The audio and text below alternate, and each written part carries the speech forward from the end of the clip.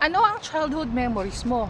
Ako, ang childhood memories ko, ako muna ang sasagot dahil ako naman ang nagtatanong. Ang childhood memories ko, noong 1995, grade 1 ako. Pinunta ako ng grade 1 and 1996, syempre, bumalik ako kasi nga, masyado pa akong bata, hindi pa ako pwedeng mag grade 2. So, nag grade 1 ako ulit.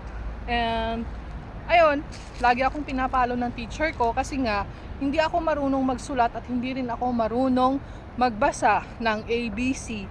At saka yung 1 to 10 hindi ko kayang isulat. Nagagalit siya sa akin dahil nagbalik grade 1 na nga ako, but until now, hindi pa ako marunong magsulat ng ABC at saka 1 to 10. And A, E, I, O, U, hindi ko pa alam yan.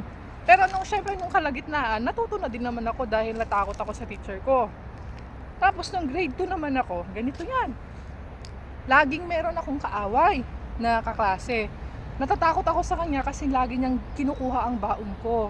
Yung baon ko, pinambibili niya ng cornic na manghang. O, kung nandito ka man sa TikTok, alam mo kung sino ka. O, titigan mo mabuti yung mukha ko. Ako na to, malaki na ako. Pwede na kitang buntalin.